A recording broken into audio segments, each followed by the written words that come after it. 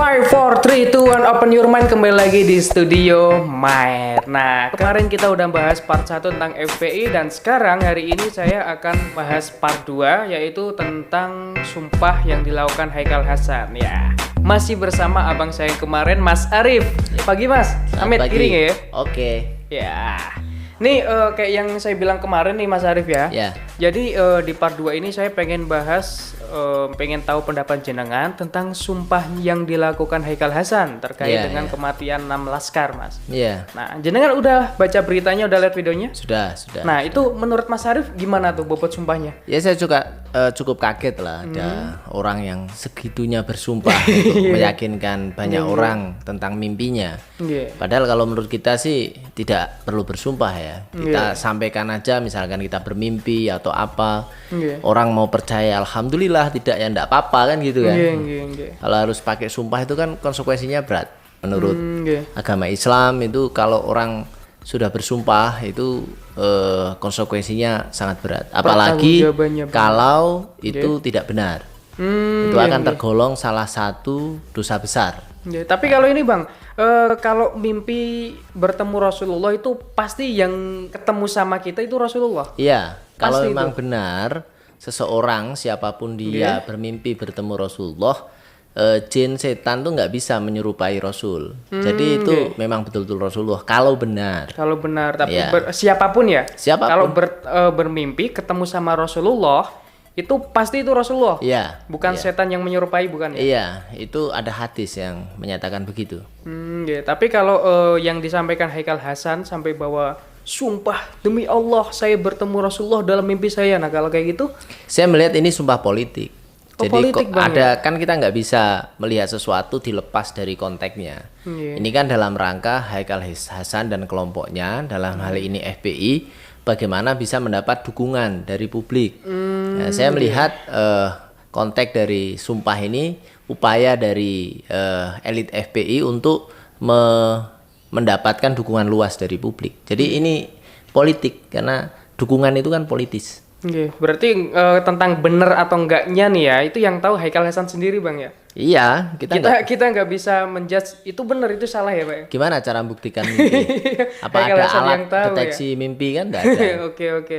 Nah itu Bang, hukumnya itu sumpah yang dilakukan Haikal Hasan itu tergolong udah direken sumpah demi Allah gitu Bang. Iya, kalau itu sumpah benar, nggak apa-apa. Kalau itu sumpahnya benar, nggak apa-apa, itu artinya dia nggak berdosa. Tapi kalau sumpahnya palsu, nah itu berdosa. Tidak hanya berdosa, tapi dosa besar itu. Nauzubillah min Ya, dzalik ya. Wong kita sumpah itu kan mengatasnamakan. Misalkan kita bersumpah atas nama mertua, ternyata kok palsu, kan mertuanya marah. Ya kan? Nah, kita bersumpah atas nama Pak Dandim. Pak Dandimnya tahu kan marah kalau memang palsu kan. Apalagi ini yang buat mertua, yang buat Pak Dandim. Bosnya mertua, bosnya Pak Dandim. Bosnya Bos semesta alam, segala bos kan. Tuhan. Ya, dia bersumpah minjam nama Tuhan. Tetapi misalkan bohong. Itu kayak apa itu? Sesuatu yang tidak terbayangkan. Itu dosa sebesar apa yang Nah bisa gini kami Bang, dapat. ini ngomongin masalah sumpah nih Bang ya. Nah ini di Indonesia sendiri nih, di teman-teman anak muda itu kayak seolah-olah gampang banget ngucapin sumpah. Ya ada yang bercanda, ada yang konteksnya serius. Nah itu hukumnya kalau sumpah tapi buat konteksnya bercanda tuh gimana Bang? Saran saya hindari sedapat mungkin bersumpah, hindari karena itu konsekuensi agamanya tuh berat. Sekali lagi saya sampaikan, kalau bisa dihindari. Kadang-kadang kita kan latah. Sedikit bersumpah, bersumpah kok sedikit-sedikit. Itu kan latah itu. Itu kalau bisa dihindari masing-masing itu. Karena itu kan kadang-kadang sumpah itu dilatar belakangi rasa kurang pede. Karena kalau nggak bersumpah kurang begitu dipercaya orang. Untuk meyakinkan Bang untuk ya? meyakinkan dia perlu bersumpah. Kalau kita nggak usah bersumpah aja orang udah yakin kan. Ya, tapi kalau gini Bang, misal saya nih mau meyakinkan orang nih, bukan dengan kata sumpah, tapi dengan kata yakin. Tapi ada demi Allahnya di situ. Yakin demi Allah, misal kayak gitu. Ya kalau udah demi Allah ya sumpah itu. Maksudnya sumpah ya, walaupun nggak ada kata-kata sumpah gitu ya. Jadi kalau di Islam itu kan ada sumpah itu pakai kalimat qasam. Kalimat qasam itu ada 3. Wallahi, billahi, tawahi. Demi Allah, itu artinya demikian. Kalau sudah pakai itu, pakai bahasa Arab apa bahasa Indonesia, pakai bahasa Jawa, bahasa apa aja, tetap sumpah. Walaupun nggak kata sumpah tapi yakin gitu ya. Sama aja. Tapi kan ada wallahinya, ada demi Allahnya.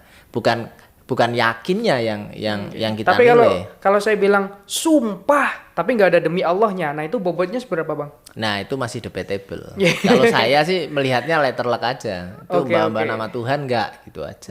Kembali ke ini bang, kembali ke Haikal Hasan tadi ya. Nah ini itu kan belum terlepas dari benar atau enggaknya ya.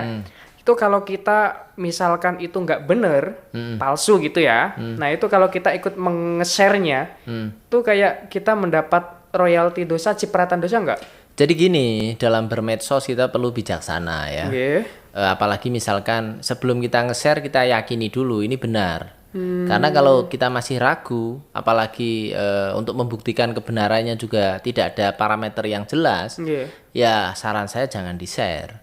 Mengapa? Karena pada saat kita share, kemudian banyak orang yang membaca, kemudian juga ternyata di belakang hari itu keliru, itu cara untuk memperbaiki menjadi sulit. Jadi apalagi ini terkait dengan orang ya, perkataan. Bagaimana cara ngeceknya? Kita memang nggak bisa ngecek mimpinya, tetapi setidaknya kita bisa mengecek track record orang ini. Track record bang, apakah orang ini berkata selalu jujur, tidak ada rekam jejak dia berbohong, terpercaya atau tidak. Kalau memang berarti bang ya. Kalau memang terbukti pernah berbohong, kemudian perkataannya sering tidak jujur, ya dia berpotensi untuk membuat kebohongan yang baru. Kayak hadis misalkan, perawi itu imam, perawi hadis, sekali dia ketahuan berbohong, itu status hadisnya berubah. Nah, di sana kan macam-macam, ada yang soheh itu perawinya orang-orang jujur semua dan tidak pernah bohong atau tidak pernah dibuktikan bohong. Nah itu dia levelnya sangat tinggi ya, sampai ada hadis palsu. Nah itu yang buat tukang bohong itu. Ya saya khawatir nanti ada sumpah palsu. Nah, sudah di-share kemana-mana, ternyata sumpah palsu kan repot. Nah terus bang, nih saya pengen tahu nih pendapat abang nih. FPI selama ini itu kan mengatakan bahwa mereka itu taat hukum dan mengakui ideologi Pancasila bang. Nah kalau abang lihat di track recordnya mereka, itu udah selaras dengan Pancasila belum bang? Ya kalau saya lihat sesuatu, saya lihat sejarahnya. FPI ini kan awalnya bikinan tentara ya, bikinan rejim yang mau tumbang.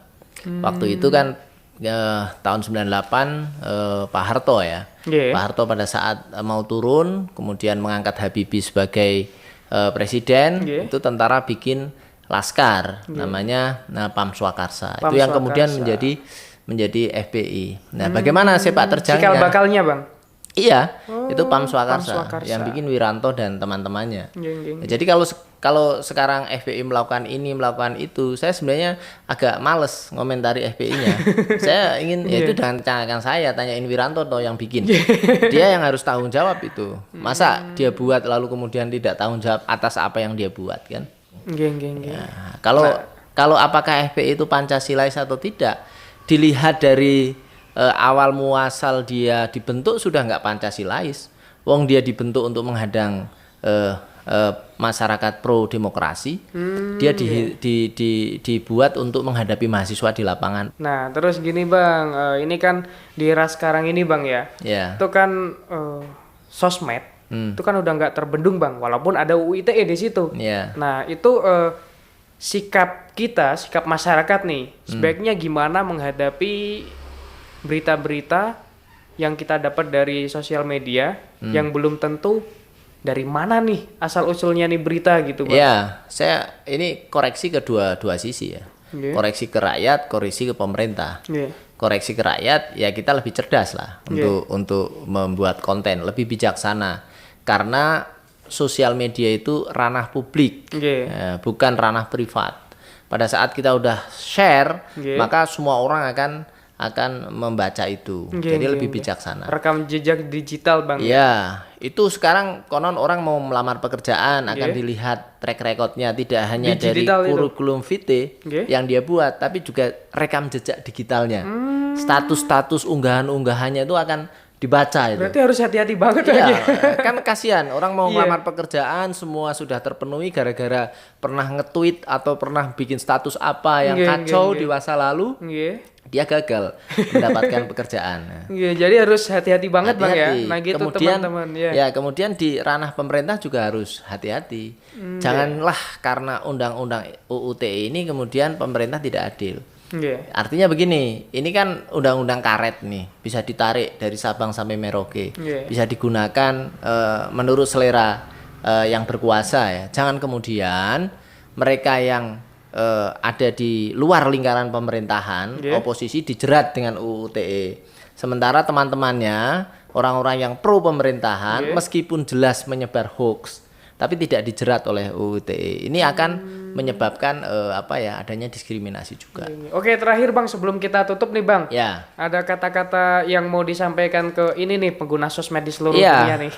Yang jelas teman-teman sekalian harus bijaksana. Adanya teknologi informasi bisa berdampak positif, bisa berdampak negatif. Nah, kita ini ladang kita untuk beramal dengan memberi konten, memberi unggahan, memberi tulisan yang bermanfaat. Kita akan mendapatkan pahala yang tidak terputus.